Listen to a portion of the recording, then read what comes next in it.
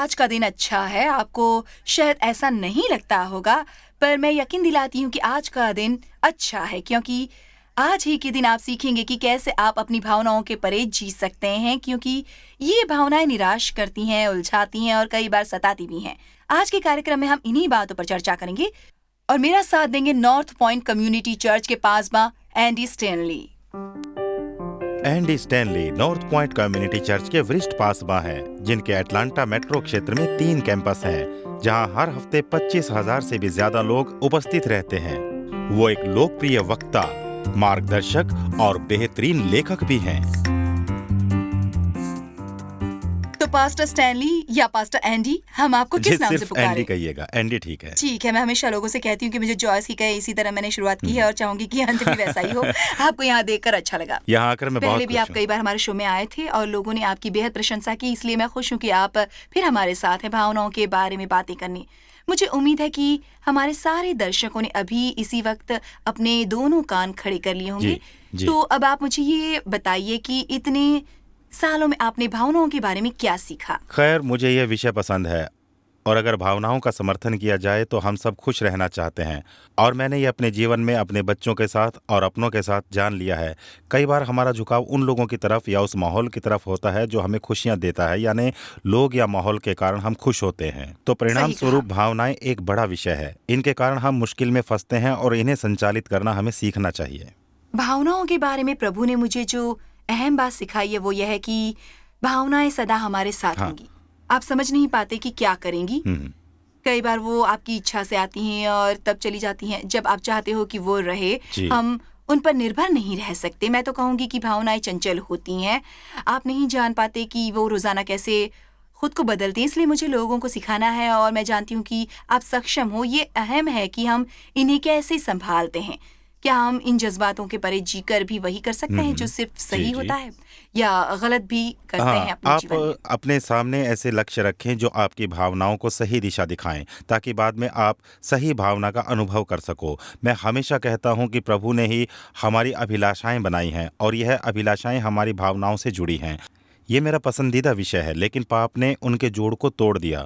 तो भावनाएं दरअसल बुरी नहीं होती। मुझे यकीन है कि आपने यह सिखाया होगा, किसी भी भावना के लिए किसी को दोष नहीं देना चाहिए और किसी भी भावना के लिए खुद को भी कभी दोषी नहीं ठहराना चाहिए, बल्कि सोचना चाहिए कि मुझे क्या लगता है और क्यों लगता है, और उन भावनाओं को अपने निर्णय पर और अपने रिश्तों पर काबू न पाने दें। और ये बड़ा विषय है और यह अनुशासन से ताल्लुक रखता है। ये बड़ी बात है और काफी अहम भी। मुझे याद है परमेश्वर ने ही मुझे सिखाया कि क्रोधित होना पाप नहीं है, और ये भावना प्रभु ने खुद हम में डाली है ताकि जब हम कोई अन्याय होता देखें तब ये हरकत में आ जाए। सही कहा। पर हुआ यूं कि जब भी मेरी कोई जिद पूरी नहीं होती थी तब मैं गुस्से से पगला जाती थी, क्योंकि मेरे अतीत के कारण मेरी वो भावना सही दिशा में कार्यशील नहीं थी। पर ये जानना मेरे लिए बड़ी बात थी कि सिर्फ गुस्सा होना पाप नहीं है, पाप वो था जो उसके बाद होता था।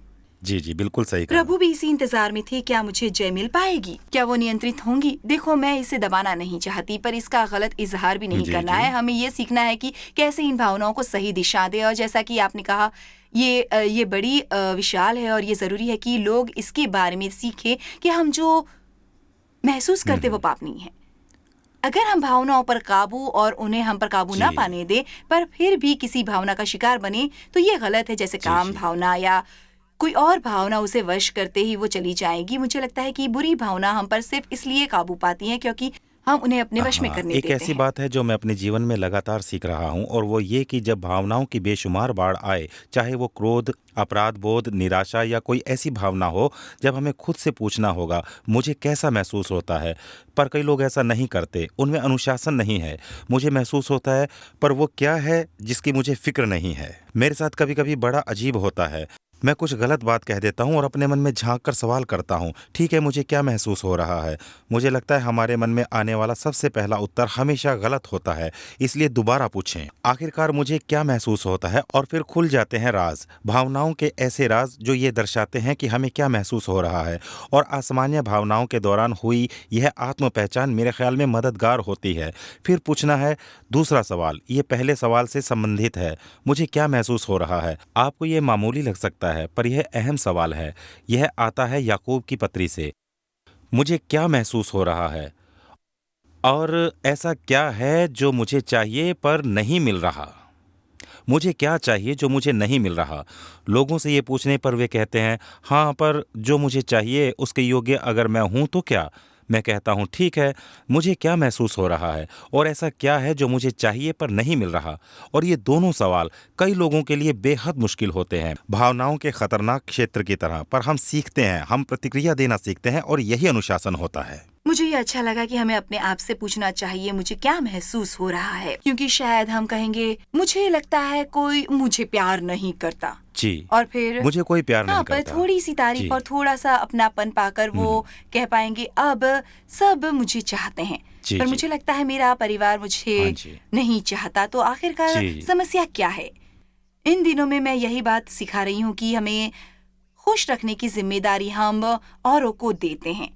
ऐसा करना गलत है, ये नामुमकिन है। ये नामुमकिन जी, है, जी। और इसलिए आप खुद को किसी के प्यार या प्रशंसा के योग्य नहीं समझते, क्योंकि आप खुद के लिए कुछ नहीं कर रहे हो। आपको ब्रेक की जरूरत है, या एक झपकी की, सही कहा। या गोल्फ, या जी, जी। कोई और खेल खेले, हाँ या जी। अपने लिए बाजार से नए जी, कपड़े या या कुछ और जूते। खरीद ले। हाँ, जूते हो सकते हैं, मुझे पसंद है। कई आपने बार हम खरीदे सिर्फ होंगे। हाँ, हम पर अपने लिए कुछ खर्च जी। करते हैं, पर बेतहाशा मेहनत करते हैं और अपनी मायूसी का दोष दूसरों पर थोपने की जी, जी। कोशिश करते हैं। और इसलिए मुझे लगता है कि ये सवाल ऐसा क्या है जो मुझे चाहिए पर नहीं मिल रहा, इस भावना पर हावी होता है। मेरे ख्याल में लोग ये अप्रत्याशित अच्छा उत्तर है। देते हैं। आपने दी हुई मिसाल देखेंगे तो वो बंदा कहेगा, खैर मेरी तरफ कोई ध्यान नहीं देता या कोई मुझे नहीं चाहता। ठीक है, तो आपको क्या महसूस होता है? खैर, कोई मुझे नहीं चाहता, ठीक है, पर क्या ये सच है? महसूस नहीं होता। और फिर अचानक हम संकट के कगार पर पीछे हटने लगते हैं और तब हमें अपनी नई पहचान होती है। मुझे जो महसूस नहीं होता पर ये है, मुझे वाकई में ये महसूस नहीं होता।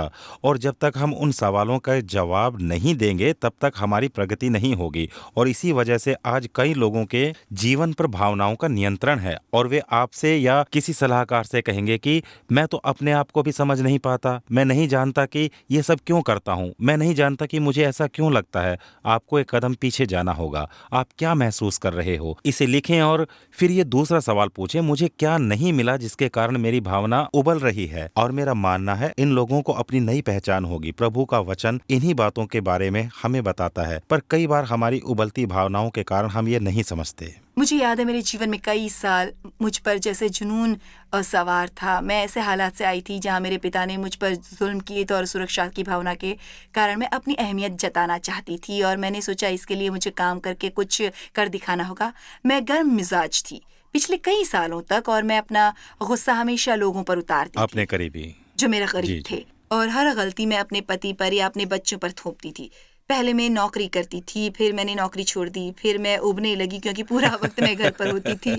कभी कभी ये और मेरी समस्या का मूल कारण होता था कि मुझ पर उस बात का जुनून हम्म।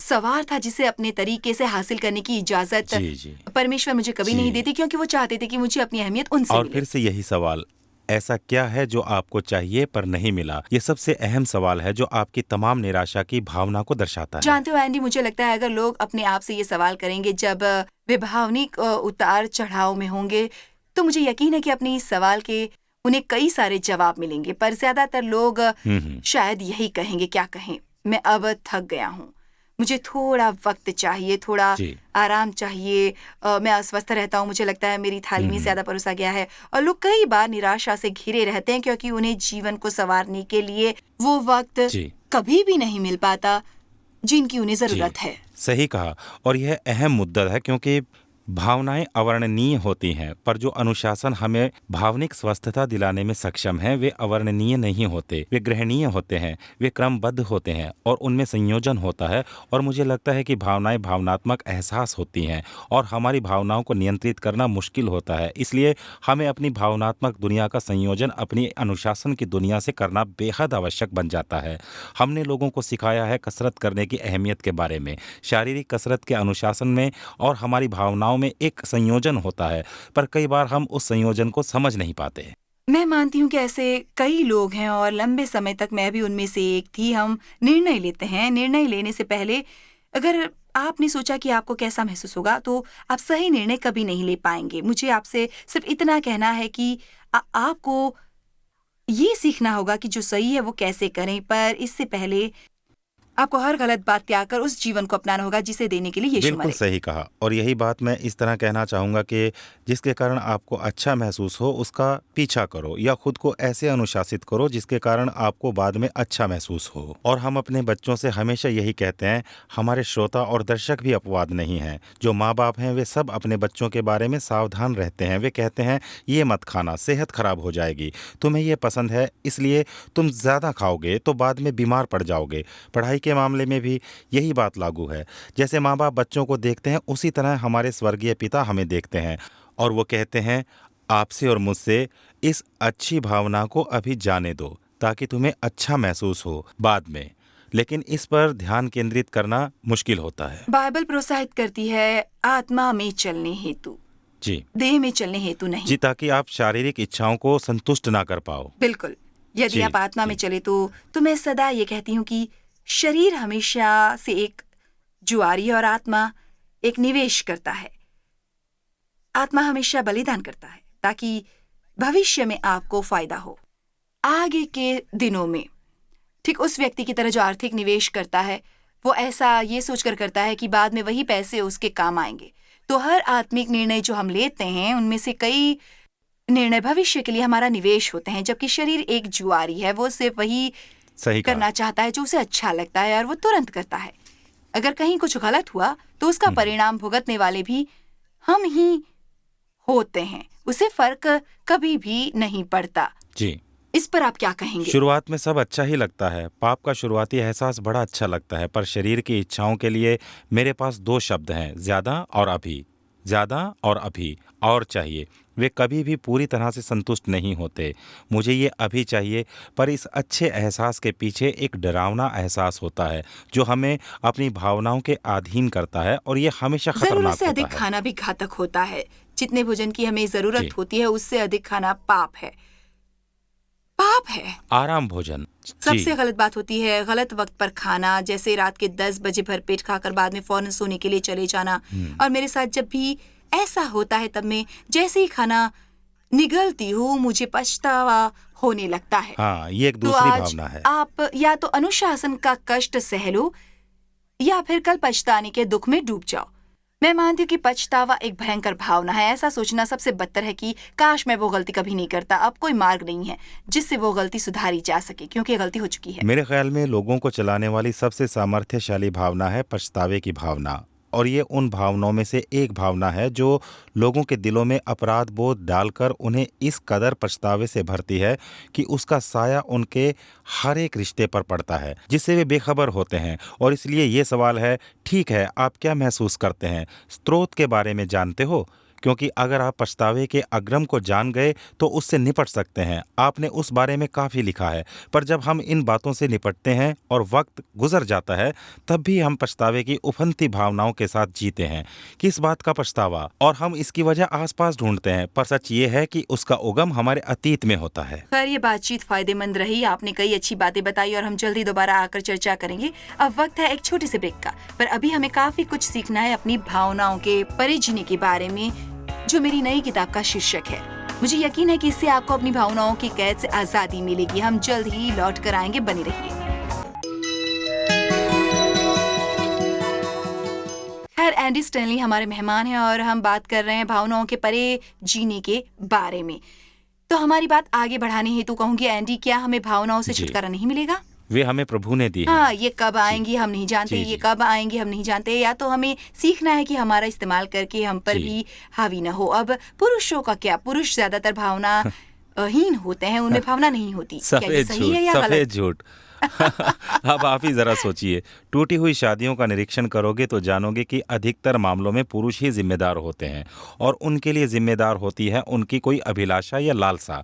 एक ऐसी लालसा जो भावना से उत्पन्न हुई हो, एक बेहद बेहद बेहद तेज भावना से। स्त्रियों के मुकाबले में मर्दों में कई भिन्न भिन्न भावनाएं होती हैं, और ये भावनाएं काफी उग्र होती हैं, जिनके बारे में मर्द कहते हैं, मैं क्या सोच रहा था। खैर, सवाल ये है, आप जो कर रहे थे उसके पीछे कौन सी भावनाएं थी? ये गलत धारणा है और स्पष्ट रूप से उसका वर्णन अलग है, पर हम सब बेहद भावनात्मक होते हैं। प्रभु ने हमें ऐसा बनाया है, और सच कहें तो हम भावना रहित होकर जीना नहीं चाहते। इससे जीना दुश्वार होगा। हाँ, और दरअसल हम सब यही चाहते हैं कि हमें जताया जाए कि हम अहम हैं। यदि कोई स्त्री अपने पति को ये एहसास नहीं दिलाती कि वो अमूल्य और ज़रूरी है और वही उसके घर में सच्चा चैंपियन है, तो वो समझ भी नहीं पाएगा कि वो कैसे और क्यों कहीं और यूं आकर्षित हो रहा है। और जैसा कि हमने अपने जी। कार्यक्रम की शुरुआत में कहा था, हमें वाकई में स्वयं से पूछना चाहिए, अब जी, मुझे जी। ऐसा क्यों हम्म महसूस होता है।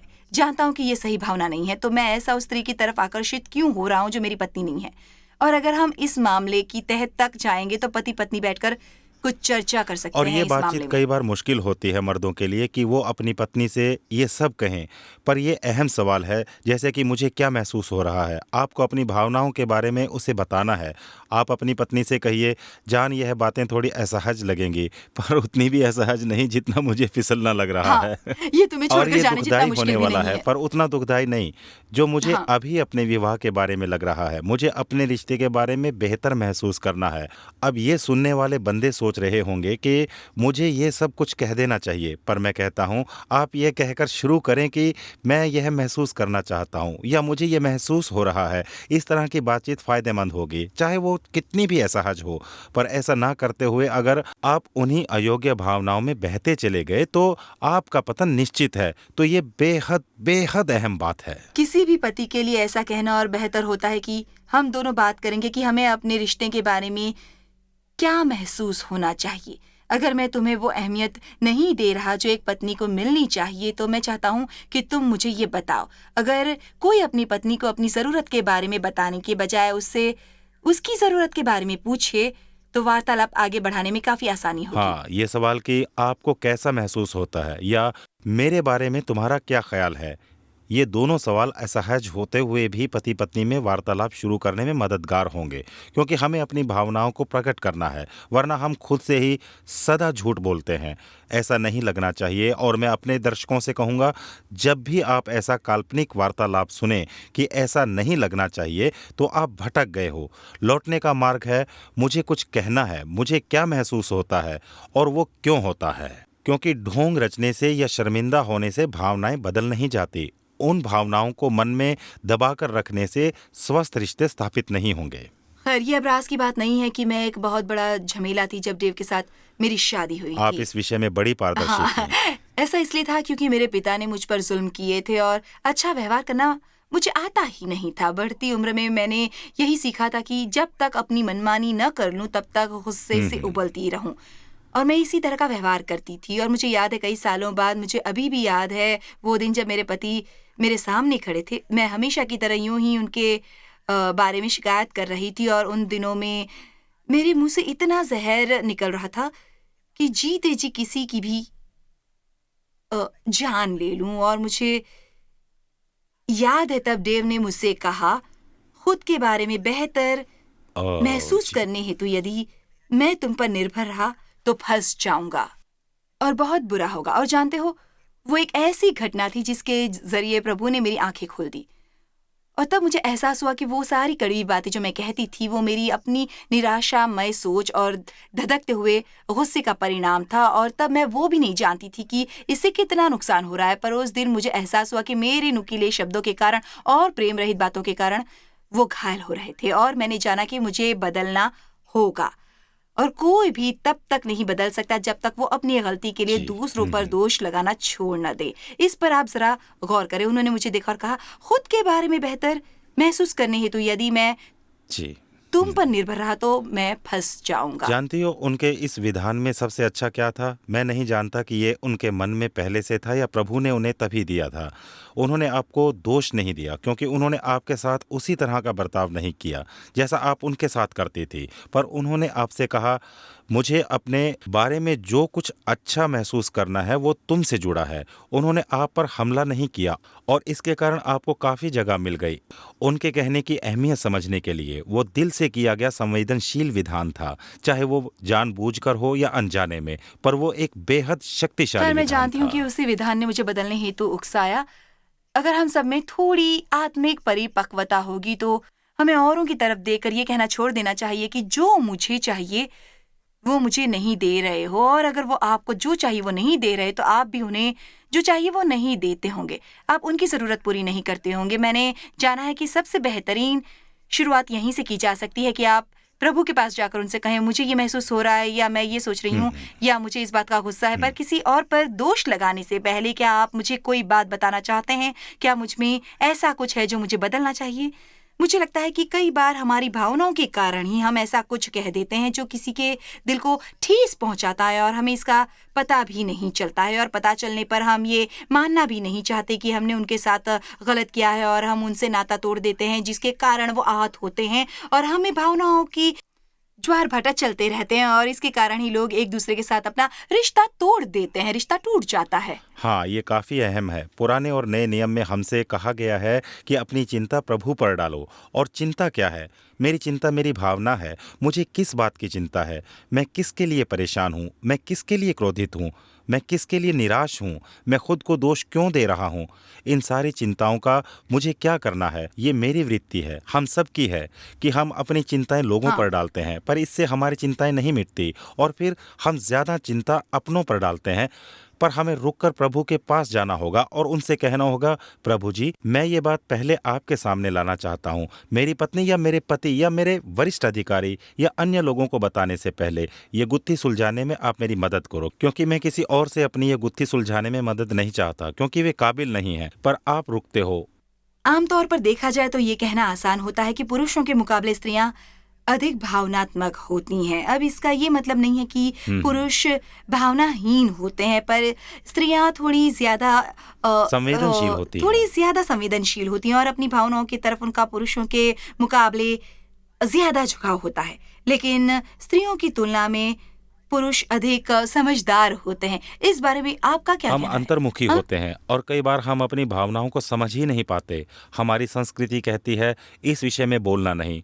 हम बात करते हैं खेल और मौसम के बारे में, पर हम बैठकर अपने किसी करीबी दोस्त से ये कभी नहीं कहते कि हमें कैसा महसूस होता है और हमारे मन में क्या भावनाएं दबी हैं। आज भी लोग इसे उतनी अहमियत देना बेकार समझते हैं। ये स्त्रियां सच ऐसी है। नहीं होती। हाँ, पता है।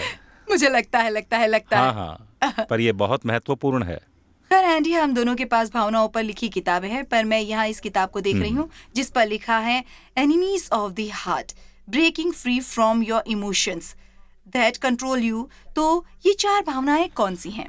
ये किताब दिल को छूती है। इसमें उन बातों का जिक्र है जो अमर्यादित भावनाओं और एहसास को जगाती है, जैसे कि दोष भावना, क्रोध, लालच और ईर्ष्या। तो ये पुस्तक इन बुनियादी बातों के बारे में है, जहाँ ये भावनाएं हैं जैसे दोष भावना, क्रोध, लालच और ईर्ष्या, ये हमारे रिश्तों को प्रभावित कैसे करती हैं और वचन में इनके बारे में क्या लिखा है। मैं खुश हूँ कि कल हमारा एक और कार्यक्रम है, क्योंकि हम इस विषय की तह तक जाने के प्रयास में हैं।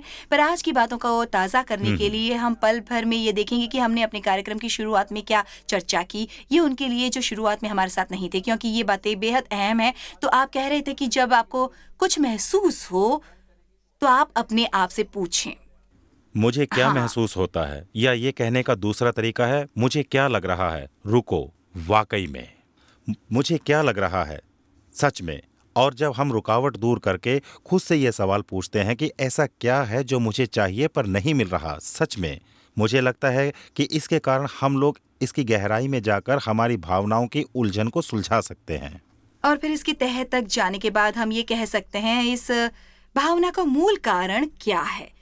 मेरे एक दोस्त ने मुझसे जो कहा वो बड़ा मूल्यवान है। वो बोला, मैंने सोचा कि अगर मेरा कोई दिन बुरा होता है, मैं खफा होता हूँ और हर बात मुझे परेशान करती है, तो ये कल बची हुई समस्या का परिणाम है, और वास्तव में यही मेरी समस्या की जड़ है।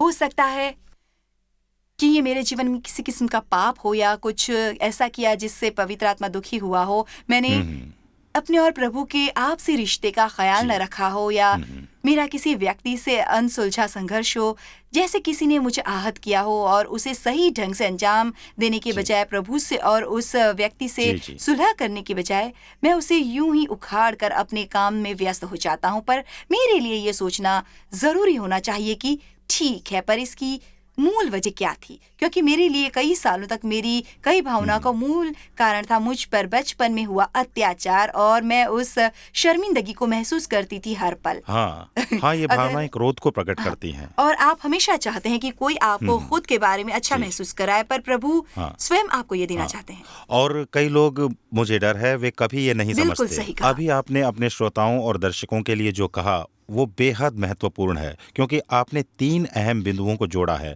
जिन्हें कुछ लोग अपने क्रोध के कारण नजरअंदाज कर देते हैं, और वे कभी अपनी शर्मिंदगी और दोष भावना को हरा नहीं पाते जो उन्हें क्रोध दिलाती हैं। और वे मार्गदर्शकों से कहते हैं, देखो मेरी मुख्य समस्या है क्रोध। वे नहीं कहेंगे तो लोग उनसे कहेंगे आप गुस्से में होते हो, पर उन 3 बिंदुओं को मिलाने में ही सच्चा वाकई स्वास्थ्य में ये छिपा है। सच है। खैर, मैं खुश हूँ कि कल हम फिर बिल्कुल। यहाँ उपस्थित होंगे, तो कल फिर हमारा साथ दीजिए, जहाँ हम इस चर्चा को आगे बढ़ाएंगे कि हम अपनी भावनाओं के परे कैसे जिएं। हम बात करेंगे क्रोध, दोष भावना और अन्य अहम भावनाओं के बारे में जिनका जिक्र आज हुआ था। आप हमें प्रिय हैं, प्रभु आशीष दे और आज का दिन आपके जीवन में बड़ी भावनिक स्थिरता लाए। प्रभु आशीष दे।